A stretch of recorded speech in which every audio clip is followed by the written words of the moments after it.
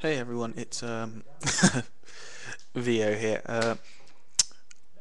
Well, I guess this was my first video blog.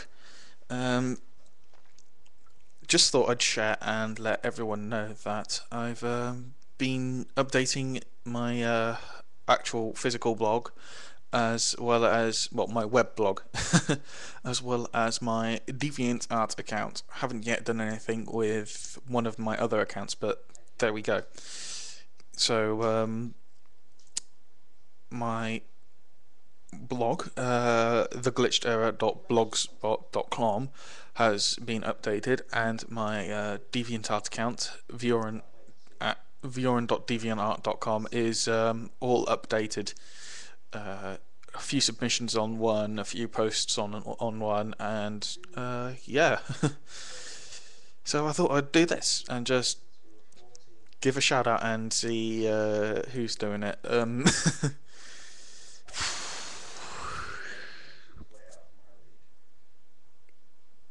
Don't know why I'm nervous doing this. I just am. So sorry for that. So yeah, those have been updated. Recently, I've been attending a get into work program of sorts to help me get into a job and then support me to help me keep that job. Hopefully, that will allow me to keep my get a job, keep employment, and hopefully progress from job to job, so I don't have to worry about money too much. Hopefully. Um, I'll leave a link to the accounts that I've updated in the description area if you want to go to them and check them out.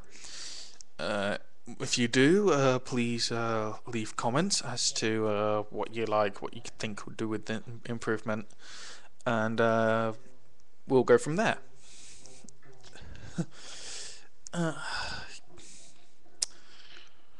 Outside of the blog, I'm going to do a quick review of Ghost Recon Future Soldier on the Xbox 360. These are my views on it. I got it not that long ago on release day over here in the UK, and I really like the game. I was surprised and actually a little disappointed at first with the fact that it had regenerating health. That is always something I don't like in a modern shooter that has the Tom Clancy name, because I'm used to Rainbow Six and Ghost Recon not having any of that. You got hit, you lost HP. When you lost the HP, you eventually died. You couldn't heal yourself, and I really didn't like that.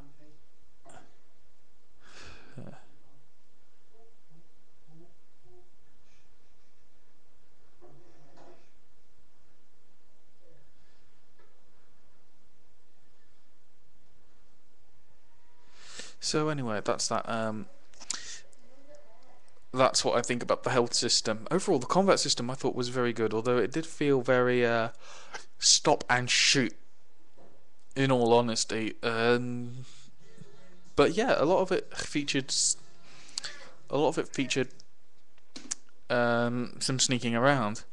In particular, one mission where you're effectively sneaking into an area just to break one person out, and it's just you, no squad, just you.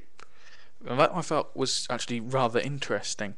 The adaptive camouflage in single player is also very interesting, being able to almost turn yourself invisible and effectively make it harder to be seen. That I think added a new element of gameplay towards the game.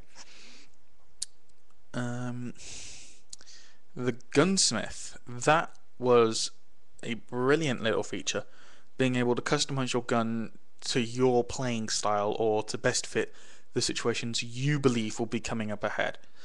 For example, you could take the adaptive combat rifle, you could fit a suppressor to make the gun quieter, and then to counteract the damage loss, you could add armor-piercing ammo and a longer barrel, or the tac scope.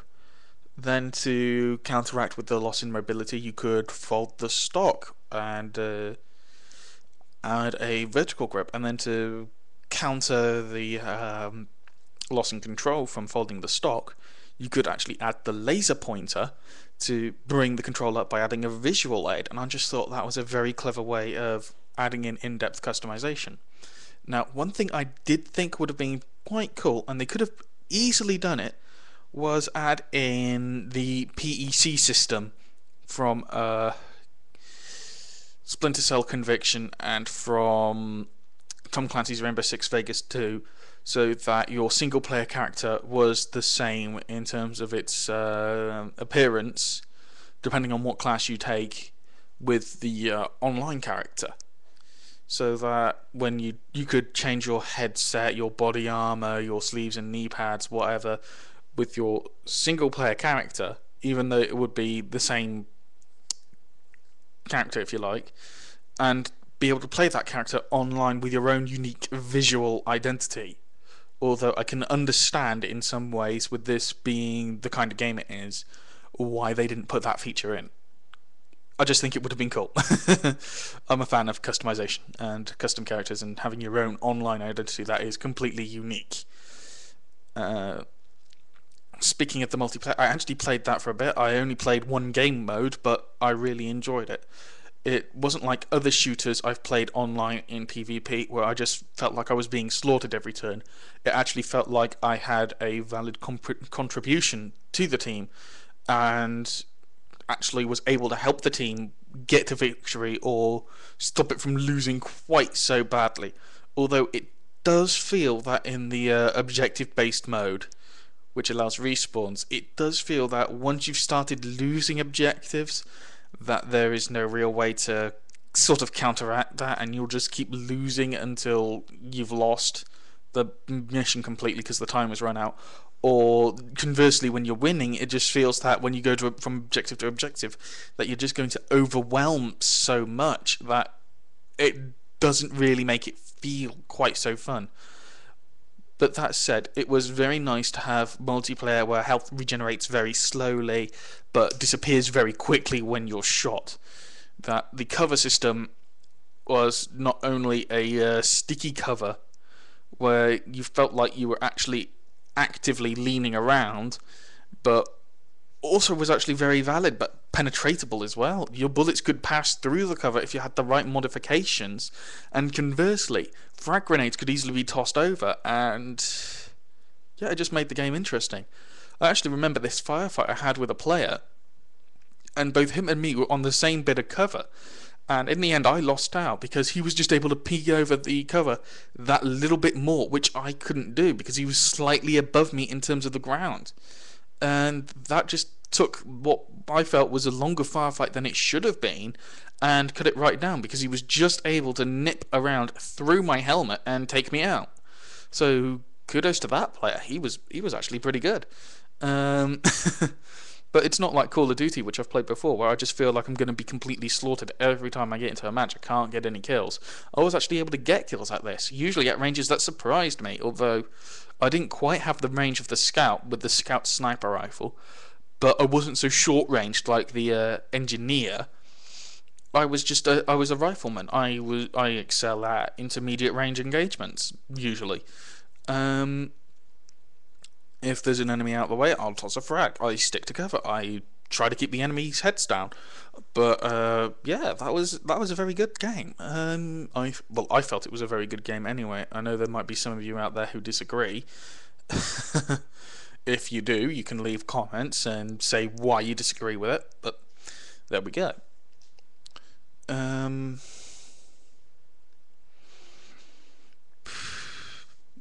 I've been working on a project with some friends lately, and that's actually been going okay. It was on a bit of a break because I wasn't able to continue something that I should have done. But finally today, that break was broken. I was able to get over the block I had, and I was able to write down the thing that was keeping me in trouble for a while. So that's been done. We're moving forward with that project. We'll let you know when we're ready to share it what the project is. but just so you know, it's a collaborative effort between me and currently 2 other people. Um,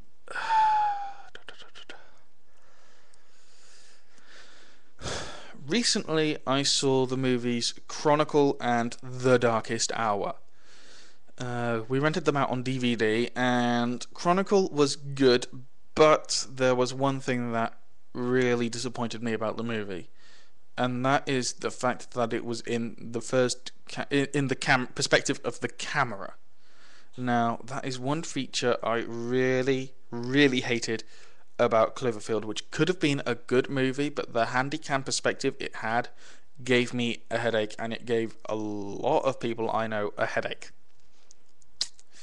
Now, that's enough about that movie. The Darkest Hour was just as interesting, in my opinion, and I found it a very good watch, so I'd recommend you actually check out both those movies if you're interested into sort of sci-fi horrors, if you like. And you can generate your own opinions on them, because I don't like forcing my opinions on other people. I mean, if I don't like it, I say I don't like it, but I always try to suggest that they watch it or they play the game and they generate their own opinion. That doesn't mean go out and buy it, keep it. That means you watch it, you see what it's like, or you play it and you see what it's like, and you generate your opinion from that. Sorry about that moment there. Occasionally I have these moments where it just feels like my tongue has been tied into a complete and utter knot, and I just feel like I cannot speak.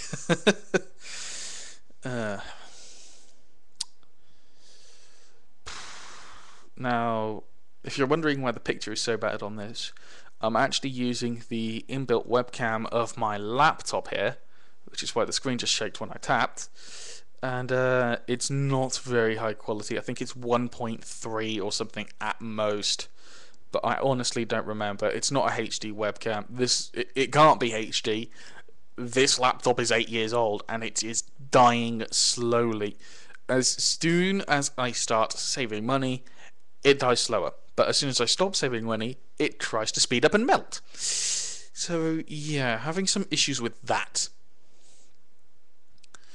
Now, about that, I am actually working quite well towards saving, although I did have a slight flip up with that at one point in time. I had about 350 saved, and because of my own stupidity, that had to be taken right down to 0 to make sure I could stay in this house.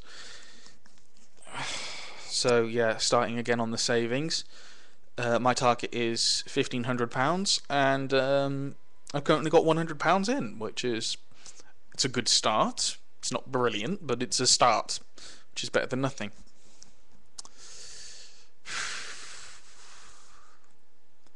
My goal is to get another laptop about the same size, but with a lot better specs. I've got about 90 odd Steam games that I cannot play for the most part on this computer. It's just that out of date and that underpowered. I'll leave my specs in the description so you can actually see how bad that is, and then I can show you some of my games in terms of comparison, and you can sort of see where my problem lies. But I'm just working towards getting that. I mean, however, for the most part, I'm able to keep up to date. I mean, I've got this, and it's nice. Keeps me in touch with everything and everyone. Mostly it's used as a phone. But I like the fact that it's actually got a QWERTY board. Occasionally I need it to take notes, because I come up with ideas and I'm not near my computer, so I have to take notes down before I forget them. Otherwise I'll get home, and when I try to write, it'll be like, what the heck was I thinking about again? And that is something that has always annoyed me. So yeah, I'm trying to keep up to date with notes from that. I'm also going to try to keep my hair short this time, instead of it growing out to like here. It's going to try and stay with it so it actually falls in line with my headset.